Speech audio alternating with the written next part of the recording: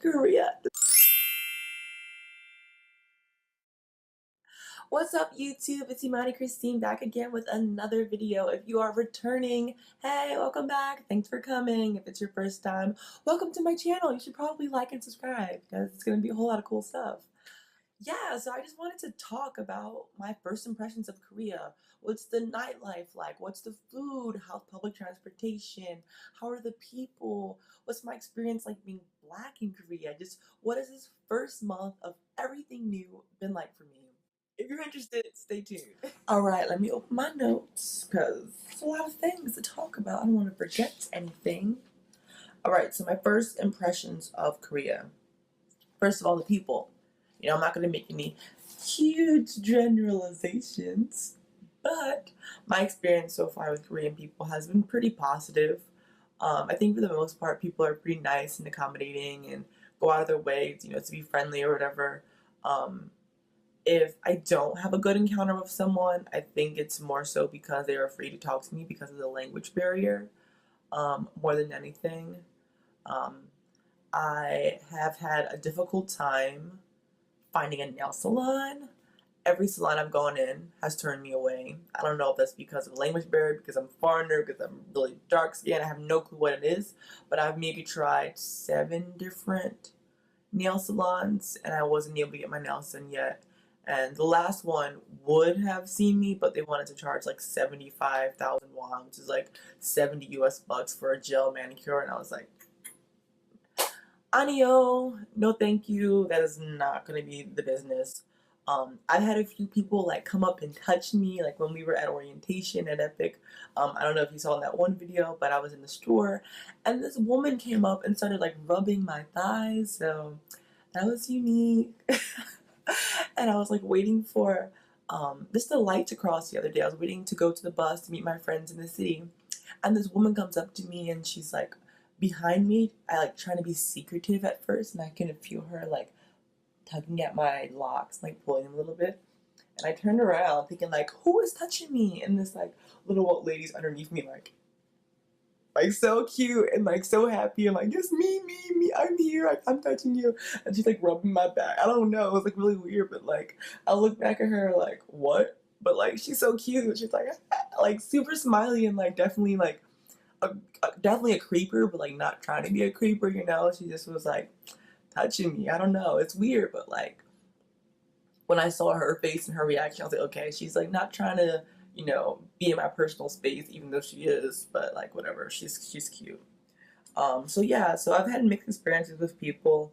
Um, and I guess the next thing I can talk about would be the food in South Korea. My first impression of the food, um, it's good. It's really, really good. Some things are a bit like I'm just still kind of like opening up to, and like every day I try something new, which is good because I eat lunch at school. So, but it's not even weird things that I opened up to. It's like stuff that normal people eat that I just don't eat. Like today we had for lunch like this like soup of clams in it, and it was like full bodies of clam in my soup, and I was like, huh? Oh, thank you. Like trying to like stuff these like little slimy looking clams, but it's a clam. Like, bruh, anyone anywhere eats clams. It's not a Korean thing to eat clams. Just I don't know. I look at those clams like, no, thank you. But I pop one in my mouth and it wasn't bad. It was okay. Just the texture was like kind of. But yeah, a lot of seafood. Um, I don't eat beef and I don't eat pork, and so I thought that was going to be a problem in terms of finding food that I can eat. And there is a whole lot of beef and a whole lot of pork, but it doesn't really affect my life because it's also a whole lot of fried chicken. So yeah, I'm good without eating those things. And the food is spicy, but yeah, the food is spicy. Yeah, so that's it. That's my first impression of food. I like it. Like, it's good. And it's funny because like the first day I got here at orientation, it was like kimchi, and I'm like, oh, kimchi's good, kimchi's okay, fighting with the chopsticks to eat the kimchi. And then the next day of kimchi again, I'm like, yeah, kimchi's good, kimchi's okay. And then the third day, I'm like, oh my gosh, how often are we gonna have kimchi? Are we really gonna have kimchi every day? And they're like, yeah, we're gonna have kimchi every day. So like the fourth day, the fifth day, I like wasn't about that kimchi life. Sixth day, back to the kimchi, and now it's like 12 days in a row of kimchi, kimchi, kimchi, kimchi, and like by 12 o'clock in the afternoon, I'm like, oh, I can't wait to go to lunch and get some kimchi. Like, I'm addicted to it now. Like, at first it was like this wave of like, kimchi's good. Oh my God, so much kimchi. Like, oh my God, kimchi's amazing. Like, that's literally how my life has been. Hashtag kimchi. All right, so the next thing on my list is safety. Prior to coming to Korea, people raved about how safe Korea is. And yeah, that's definitely true. Korea is definitely safe. I definitely feel safe walking around. Um, Part of me feels like maybe I feel safe just because I'm so much taller than everyone else. But yeah, I mean, I shouldn't say tall. Yeah, I am taller than most people here.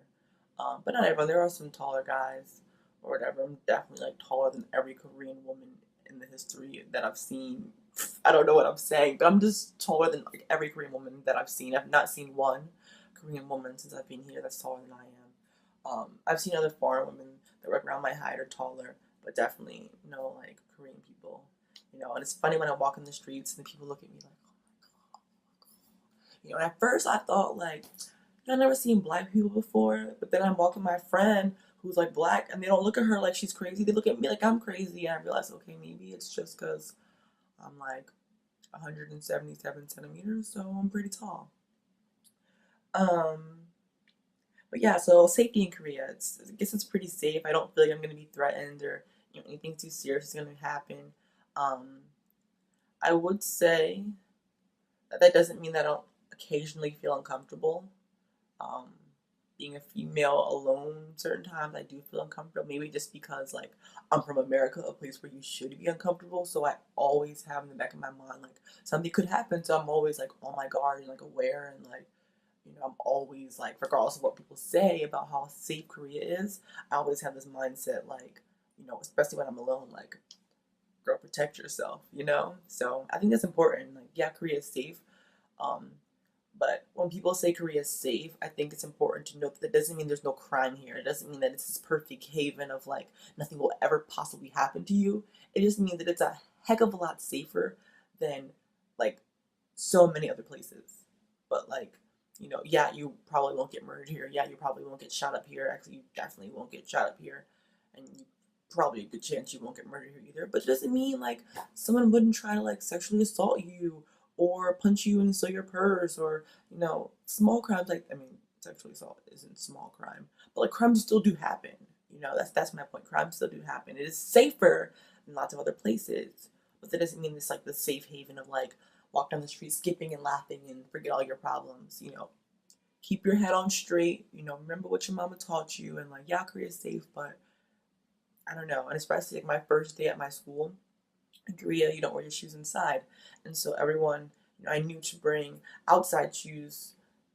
I knew to bring a second pair of shoes for school. So I bought these like Adidas slides, and my co-teacher shows me like to my desk, and like, the teachers like have their shoes in the room. So, I go to my desk and like I pull out my chair, I sit down, and I put my Adidas slides under my desk, and I push my chair in, and it's time for me to leave. So I have them for the next day, for Monday. Well, this is Friday.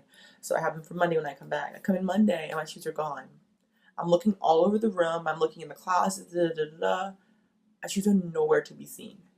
And I asked the other woman in the room. I asked my co-teacher, where are my brand new shoes that I just bought and left under my desk in the teacher's lounge, a room that has a lock on the door.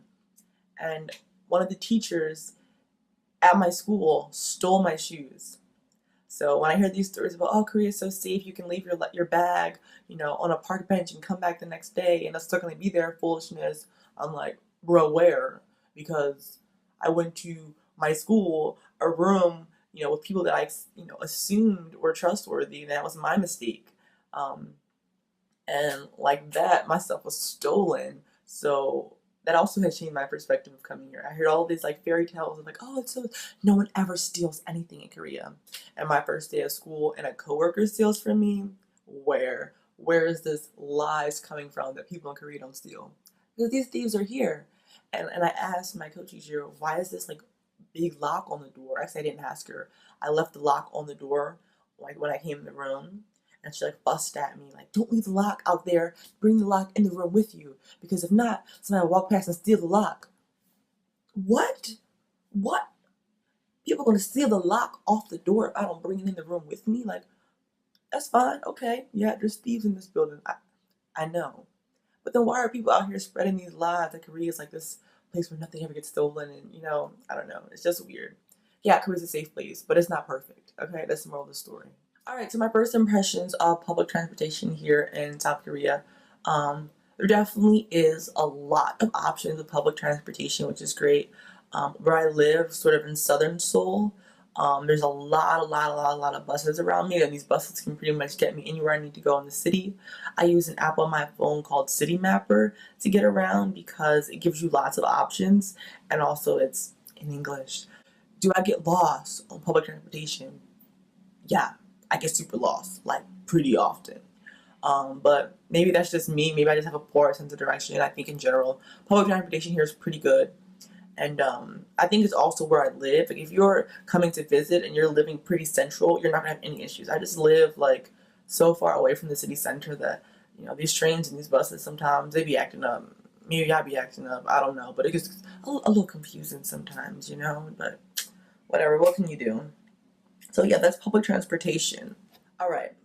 So next thing on my list is the language barrier. How is adjusting to this huge, foreign to me language barrier? And maybe because I lived in Spain last year, it's less of a shock because I'm used to the white noise in the background. I do plan to study a bit and to learn what I can, but I'm also not planning to like stress myself over it. If I get it, I get it. If I don't, I don't. And that's sort of how I'm taking it from right now. Um, but yeah, as far as taking public transportation, there are usually enough options in English that I can get by. Actually, everything really has an English option usually, and if not, City Mapper literally follows you stop by stop on the map. So if it's not in English, it doesn't matter because the little dot is moving from stop to stop, and the characters don't really matter. Um, at school, I only have one co-teacher that speaks English, and actually a few people at my school that speak English, at least, a bit. But the language barrier is still not an issue. If they really need to communicate with me, they'll, go through, a translator app or tell someone else. But, either I'm talking to the three people that speak English or I'm sort of spending time by myself, and that doesn't really bother me. I'm okay with that. So, yeah, language barrier hasn't really been much of an issue. Um, yeah, it's not really an issue. Even going to restaurants or stores or doing any sort of day-to-day business, I've got Google Translator. It's my best friend. I've got mimes and mimics and body motions and, eye contact, and I've got a smile, and the smile gets me through everything. So, yeah, I would definitely say it's not really a big issue. All right. So, next on my list is how am I getting used to Korean social norms? I didn't really know how to title this section because, like, there's so many, I don't know if I should call it social norms, culture, you know, just everything, I guess, can fall underneath this umbrella of social norms. Everything from, in Korea, when you hand things to people, the polite way to do it is to use two hands, whether you literally hold something over like this, whether you put your arm right here, whether you put your arm on on your body and hand something over, but it's always like the use of two hands is quite important, and it's something in the beginning I really struggled with. At this point, it's pretty much like, actually, who am I kidding? I still struggle with a little bit. I've remembered now, but sometimes it's an afterthought, and sometimes I really like overthink it, and like maybe like I'll have my cell phone in my hand and then like money that I have to give to a lady at at a store at the same time. So I'm like, what do I do? Like, put my cell phone and the money like in her direction, or like drop the cell into my back first, then do all this stuff, and then like hand over my money. I don't know. So sometimes I like I'm just awkward a lot of times. Um, but yeah, no, it's okay. It's not a big deal. Um, this end of this week, I'm supposed to be having dinner with my school, and that'll be interesting to see what social norms I remember in terms of like, um, you're supposed to pour drinks for other people. You're not supposed to pour your own drink. That's one thing I have to remember. Apparently, I'm not supposed to drink facing the person that's older than me, like people that are older than me, which is everyone. So like I'm gonna be sitting at a table full of people that are older than me, but I'm not supposed to drink facing them. Like, how am I supposed to navigate that? I don't know. I mean, I'm just gonna like cover my face and like bring my cup in and just like drink my soju like that. I don't know what I'm gonna do. I really don't know. um, but yeah, all of these things they'll work itself out. And I know as a foreigner, like people are not going to be super critical of me if I get something wrong, if I don't do things right, because I'm not held to the same standards, I guess, as a Korean person. That doesn't mean I don't want to try, you know. I still want to like make the best effort to, you know, fit in and do things right and just show that I'm putting in that effort. You know what I mean? So yeah, that's important to me. Um, yeah, what other social norms am I adjusting to? I'm adjusting to getting stared at all the time. I'm adjusting to no personal space. I'm adjusting to being squished like a sardine on public transportation during rush hour.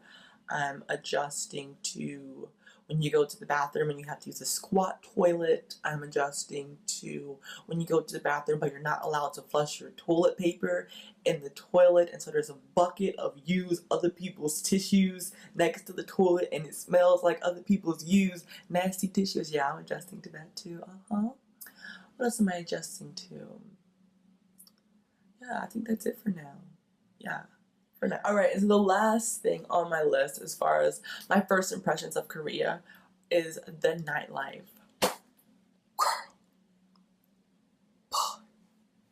The nightlife in Korea, let me tell you, is bomb. There is nothing like it. Like really, it is so good. There is nothing like it. It's just so much fun, and it's so easy to go out and drink and have a good time and not spend a lot of money. Luckily, I've met a really good group of friends here at the Epic Orientation, so I've been going out with the girls a lot, and we're having a good time, meeting new people. Um, I haven't really met any like Korean friends yet. I think that might be a bit more of a challenge for me. I want to, you know, but I think it is a bit harder. Um, Maybe it'll come and be easier for me once I learn a bit more Korean, even though there are plenty of Korean people that speak English. But but yeah, I don't know. It's only been a month, so I still have plenty of time to try and branch out and meet new people. But yeah, that's it. The nightlife is cool. Soju is fun. Soju is like Koreans like alcohol. The Koreans alcohol. Soju is like the popular alcohol here. You can get it from the convenience stores. Um, and yeah, it's super cheap, less than $2 for a bottle. And yeah, yeah, that's that. So I'm gonna leave it there because I'm gonna make, you know, I know a bunch of more videos later on about the nightlife in Korea, so I don't need to dwell on that too much. So yeah, that's pretty much my first impressions of South Korea. I think I could go on like for another hour about all of the things that I have experienced in this first month, but I don't want to bore you and I don't want to keep you here for too long. But yeah, that's basically it. You know, the nightlife, the food, the people, um, all of it is new and it's fun and it's exciting, and I'm so excited and so happy to be here. And I hope you guys stick around and follow my adventures here. And if you haven't done so already, please like and subscribe to this channel. And if you know of anyone that might be interested in life in Korea, please share this video with them. If you have any questions at all about me, about Korea, about, you know, about whatever, about fruit, vegetables, I don't care. Leave them in the comments below and I'm gonna answer. Yeah. So that's it for today. Closing my book of notes. And have a good one. Bye bye.